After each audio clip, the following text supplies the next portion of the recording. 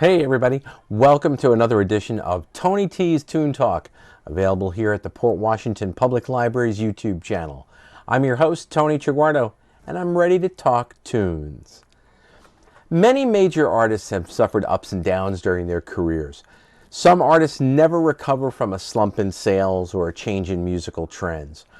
Others weather the changes and keep up a strong and solid career despite everything that the industry and a fickle public can throw at them.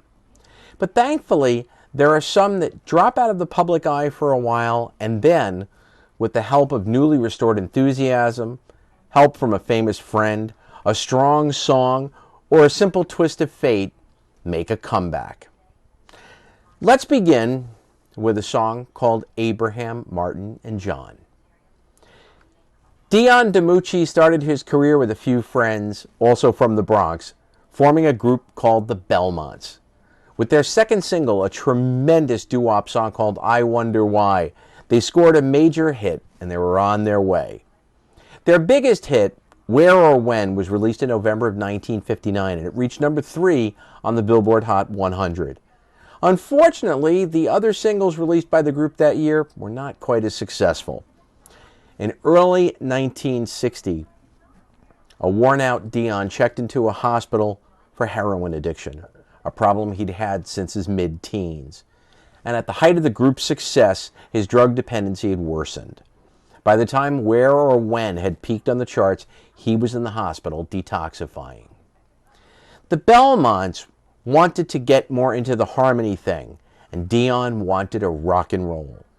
He said, "The label wanted me doing standards. I got bored with it quickly. I said, look, I can't do this. I got to play my guitar." So we split up, and I did Runaround Sue, The Wanderer, and Ruby Baby. Dion went from Why Must I Be a Teenager in Love to singing about traveling from town to town and his 2 fists of iron and never settling down. Something likely much more true to his Bronx roots. It was October of 1960 when Dion DiMucci decided to launch his solo career. Now simply known as Dion, his first major hit, Lonely Teenager, was backed by a female chorus.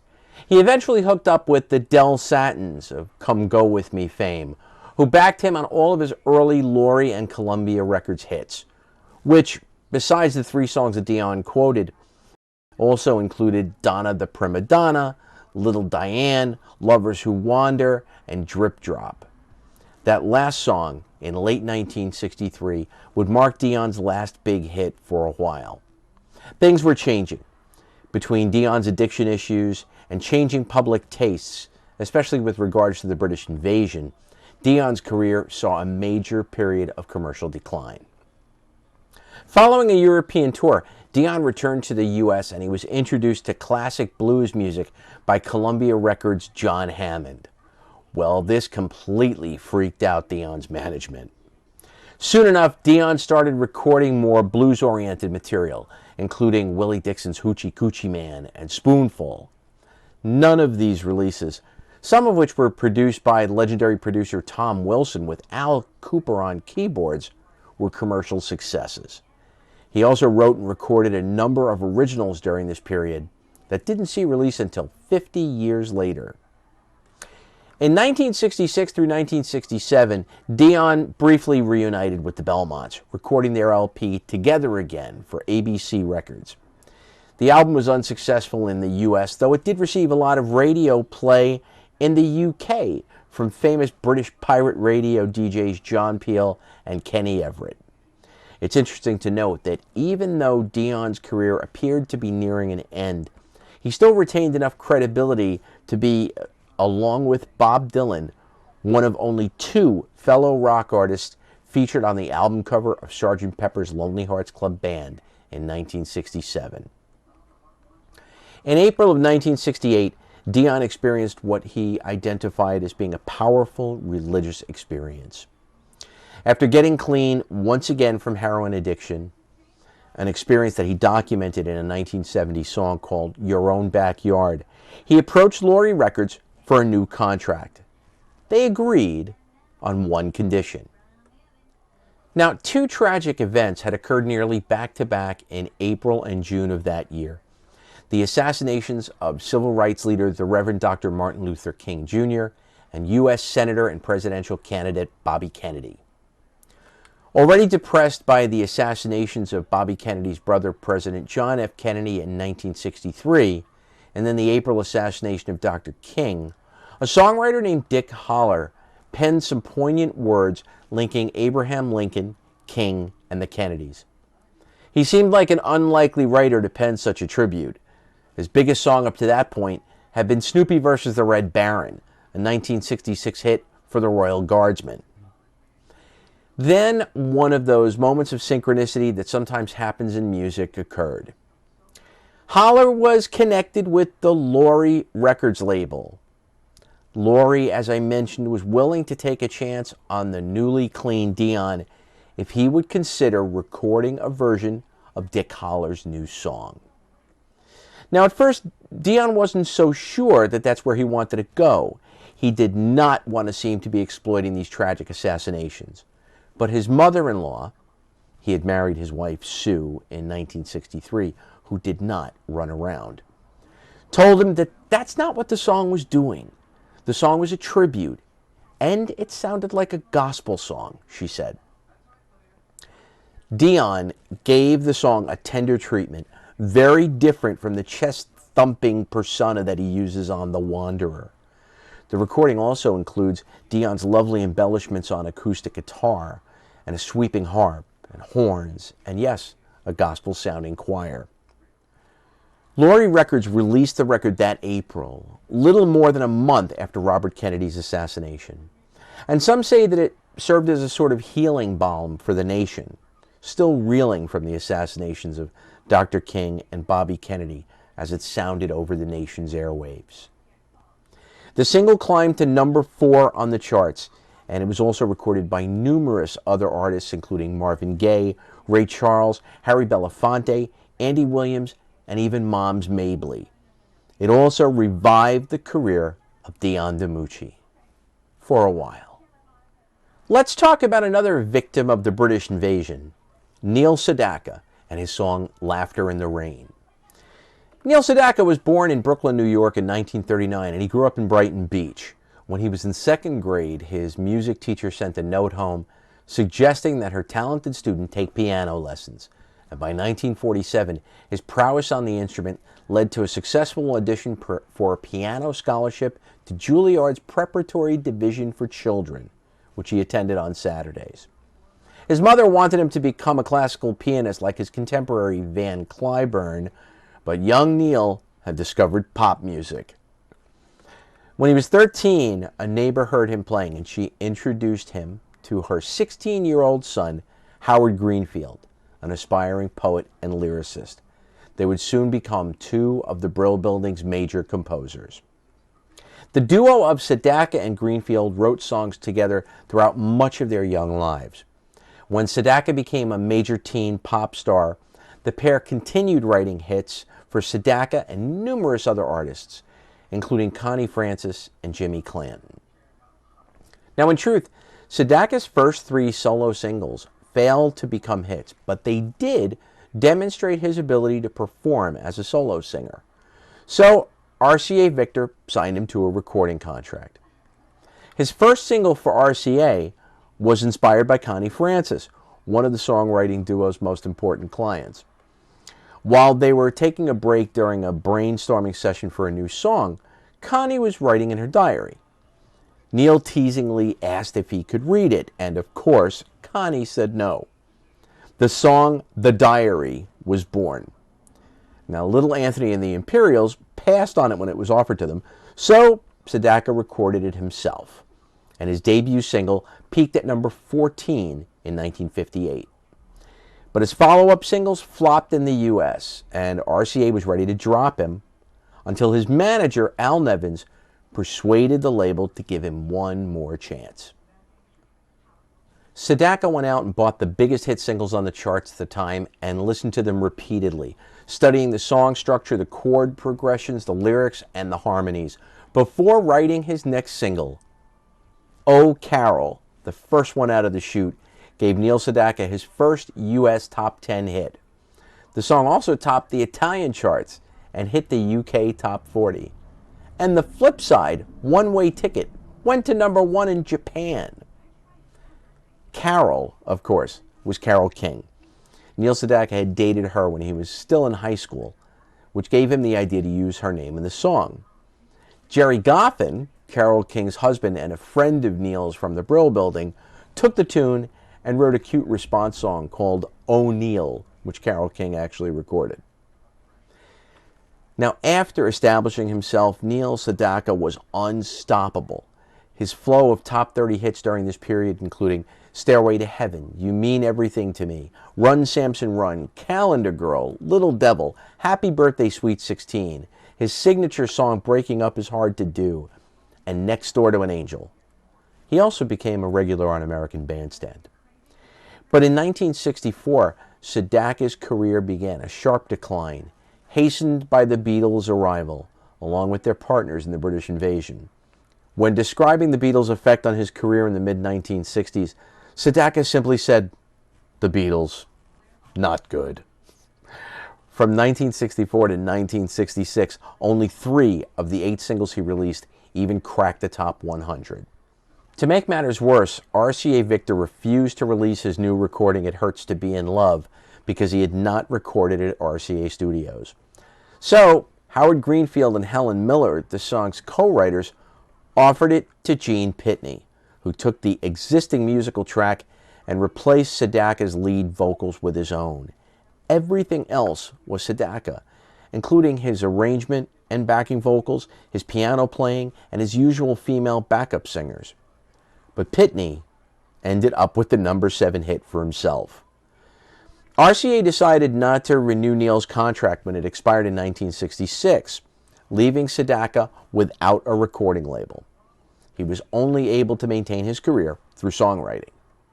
Sedaka worked to revive his solo career in the early 1970s. Despite his waning chart appeal in the U.S., he remained popular as a concert attraction in the U.K. and Australia. A commercial comeback began when his single Star-Crossed Lovers became a number 1 hit in Australia, giving Sedaka his first charting single anywhere in 4 years. In 1971, Sedaka reunited with RCA and released the album Emergence, which his good friend Don Kirshner attempted to turn into a comeback for him. But the album and the singles from it went nowhere, so Sedaka left New York and moved his family to the UK. Good move. In 1972, Sedaka embarked on a successful English tour where he was introduced to the 4 future members of a little band called 10cc. They became his backing band for the album that would be called Solitaire. The album came out on RCA in 1972. The title track was a big hit for Andy Williams in the UK Top 5 singles charts, and a hit for the Carpenters in the US. One single charted briefly in America, marking his first U.S. chart appearance in 10 years. A year later, he reconvened with 10cc to record The Tra-La Days Are Over, the album that started the second phase of his career, because it included his original version of this little song called Love Will Keep Us Together. This album also marked the end of his songwriting partnership with Howie Greenfield, commemorated by the track Our Last Song Together. Elton John and Neil Sedaka met at a party in London in 1973. When Elton John learned that Neil Sedaka had no American record label, Elton suggested that Sedaka sign with his new Rocket Records label. Sedaka accepted the proposition, and the two discussed plans to relaunch his career in the U.S. John said he'd always been a Neil Sedaka fan. It had been like Elvis coming up and giving us the chance to release his records. We couldn't believe our luck. Neil Sedaka returned to the U.S. album charts with the release of Sedaka's Back, a compilation of songs from 3 albums that he had already recorded and released in the U.K. Although the single was released in the autumn of 1974 and was very slow in building up sales and radio play, eventually Neil Sedaka found himself once again topping the Billboard Hot 100 singles charts with Laughter in the Rain. It was Sedaka's second #1 single thus far at that point in his career, and it solidly reestablished his popularity in America. Sedaka's Love Will Keep Us Together was recorded by a duo named Captain and Tennille, became a #1 hit for them and the biggest hit for the entire year of 1975. Tony Tennille paid tribute to Neil Sedaka's welcome return to the music business with her ad-lib of "Sedaka is back" in the outro while she was laying down her backing vocals for the song. Then in late 1975, Sedaka's most successful year of his career continued with the single "Bad Blood" hitting #1 on the Billboard Hot 100 and remaining there for 3 weeks. Elton John provided uncredited backing vocals on "Bad Blood," and Sedaka has credited John as being responsible for his successful return to the U.S. pop music scene. John himself has stated, "I only appear on records of people that I really know or like." Gary U.S. Bonds is an artist who has the distinction of having had the Beatles as his opening act on a 1963 European tour. Gary Anderson was born in 1939, and while he was living in Norfolk, Virginia in the late 1950s, he began singing publicly in church and with a group called the Turks. He joined record producer Frank Guida's small LeGrand Records label, where Guida chose Anderson's stage name, U.S. Bonds, no Gary. His hope was that it would be subconsciously caught up by the public with the public service announcements that advertised the sale of government U.S. bonds. Gary's first 3 singles and his first album, Dance Till Quarter to 3, were released under the U.S. Bonds name, but people assumed that it was the name of a group. So, to avoid any confusion, subsequent recordings were released under the name Gary U.S. Bonds. His first major hit was the song New Orleans, which reached #6 in the States, and then came Gary's only #1 hit, Quarter to 3, in June of 1961. Quarter to 3 sold 1 million records and earned him a gold record. Follow-up hits including School Is Out, #5, Dear Lady Twist, #9, School Is In, #28, and Twist Twist Senora at #9. His hits all featured sax solos by the man he called Daddy G, Gene Barge. Quarter to 3 appears on the Rock and Roll Hall of Fame's 500 Songs That Shaped Rock and Roll list. But by 1981, other than on classic oldies radio, Gary U.S. Bonds had been relegated to the Where Are They Now files. It had been 20 years since Quarter to 3 fell off the charts, and the singer had been largely forgotten. But Bruce Springsteen knew that Gary U.S. Bonds had more life in him. So Bruce and Steve Van Zandt helped Gary to get a record deal and then proceeded to produce and write or co-write a number of songs for his 1981 album Dedication. It was an amazing labor of love that introduced Bonds to a whole new generation of rock fans.